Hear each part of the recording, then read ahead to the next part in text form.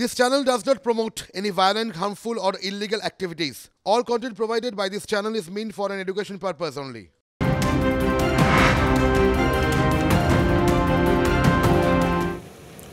যে খবর ডিটেইলসে চোখ রাখবো তা হলো শ্রমিকদের পিএফ এর টাকা প্রতারণা মামলাতে একাধিক জায়গাতে ইডি অভিযান করছে। ব্রেকিং নিউজটা তুলে ধরছি আপনাদের বিগ ওয়ালের মাধ্যমে স্পষ্ট হবে। আজকে ইডি অভিযান আবারও শ্রমিকদের পিএফ এর টাকা প্রতারণা তদন্তে এবারে ইডির লাগাতার অভিযান আমরা গতকালই দেখেছি। এরপরে আজকে সকালবেলাতে হাওড়া সাকরাইলের জুট মিলে এজেন্সির হানা আমরা দেখতে পেয়েছি। জুট মিল মালিকের বাড়িতে মালিকের বালিগঞ্জের বাড়ি, সেই বাড়িতেও আজকে হানা দেয় ইডি আধিকারিকরা। পাশাপাশি ডালহাউসের অফিসেও হানা ইডির আধিকারিকদের। 20 কোটি টাকা প্রতারণার অভিযোগে ইডি তদন্তের নির্দেশ হাইকোর্টের। বিচারপতি অভিজিৎ গাঙ্গুলির নির্দেশে এই ইডির অভিযান। বালিগঞ্জ হাওড়া একযোগে ইডি হানা আজকে সকাল থেকেও।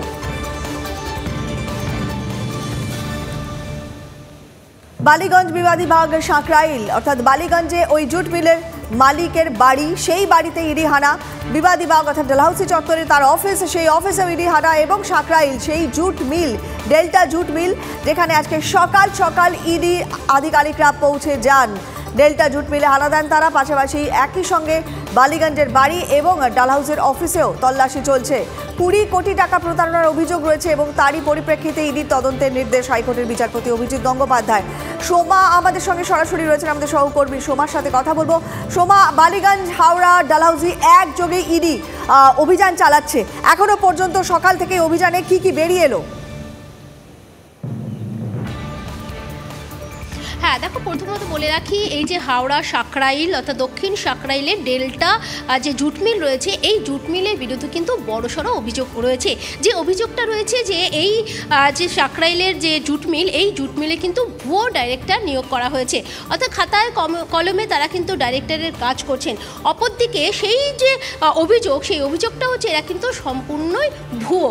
এবং আমরা জানি, দেখো, বিচারক অভিযোগ গঙ্গোপাধ্যায়ের ডিভিশন বেঞ্চে কিন্তু এটা উঠেছিল এবং তারপরেই কিন্তু আদালতে এই যে তদন্ত, সেই তদন্তে কিন্তু নির্দেশ দেওয়া হয়েছে। সেই মতো কিন্তু আজকে ইডি তদন্তকারী আধিকারিকেরা তারা কিন্তু সকাল সকাল পৌঁছে গেছেন সাকরাইলের এই যে জুট মিল দেখছো, এই জুট মিলে, এবং এখানে তারা তদন্তভার শুরু করেছেন। এখানে যারা আধিকারিকরা রয়েছেন তাদের সাথে কথা বলছেন এবং এরই মধ্যে এখানে যারা কর্মচারীরা রয়েছেন তারা কিন্তু আমাদের সাথে কথা বলছেন এবং তারা কিন্তু ক্ষোভে ফেটে পড়েছেন।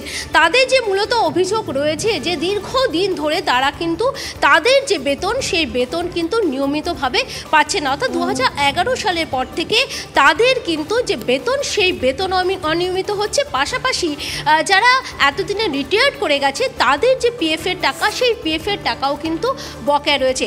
অপরদিকে বলে রাখি এই যে জুট মিল, সেই জুট মিল কিন্তু একেবারে লভ্যাংশ পাচ্ছে, অর্থাৎ কিন্তু তারা কিন্তু লাভই করছেন। কিন্তু কেন কর্মচারীরা তারা বেতন পাচ্ছেন না? পিএফের টাকা, যারা রিটায়ার করে গেছেন তাদের পিএফের টাকা কেন আটকে রয়েছে?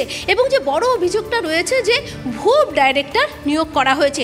এই সমস্ত বিষয়ে তদন্ত করতে কিন্তু ইডি তদন্তকারী আধিকারিকেরা তারা পৌঁছে গেছেন এই জুট মিলে এবং তারা ভেতরে আধিকারিকদের সাথে তারা কথা বলছেন এবং যে নামগুলো উঠে এসছে ভুয়ো ডাইরেক্টরে, সেই সব বিষয়গুলো নিয়ে কথা হচ্ছে। ইতিমধ্যে মালিকের বাড়িতেও পৌঁছে গেছে, আমরা জানি। ছবি আমরা একসঙ্গে দেখাচ্ছি, মালিকের বাড়ি এবং তার পাশাপাশি ডালহাউসিতে অফিস, সেই অফিসেও একযোগে ইডির আধিকারিকরা তল্লাশি চালিয়ে যাচ্ছেন। আর সোমা তো জুট মিলের ছবি তুলেই ধরলেন। সোমা, আপাতত ধন্যবাদ, পরবর্তীতে আবারও যোগাযোগ করছি, নজর রাখো তুমি।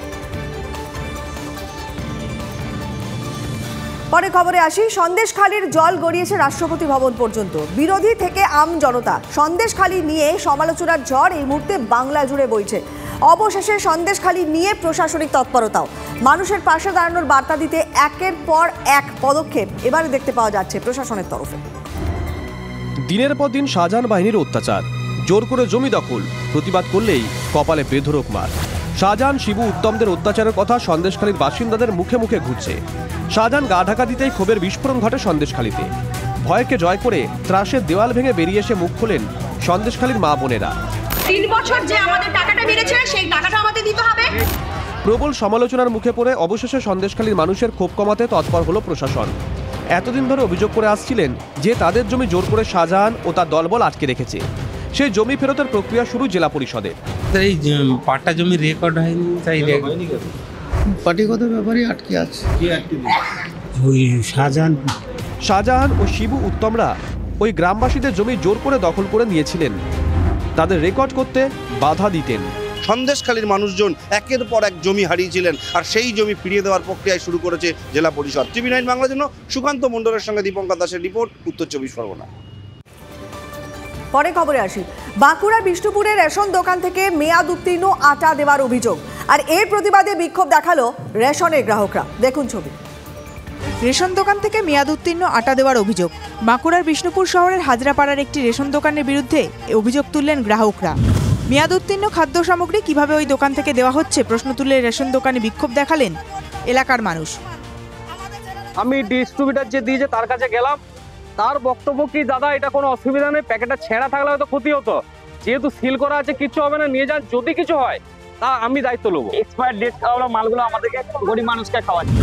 অভিযুক্ত রেশন ডিলারের ছেলে কার্যত অভিযোগের কথা অস্বীকার করেছেন। গত সপ্তাহে যে আটা রেশন দোকান থেকে দেওয়া হয়েছে তার একটা বড় অংশই উৎপাদন করা হয়েছে 60 দিন আগে।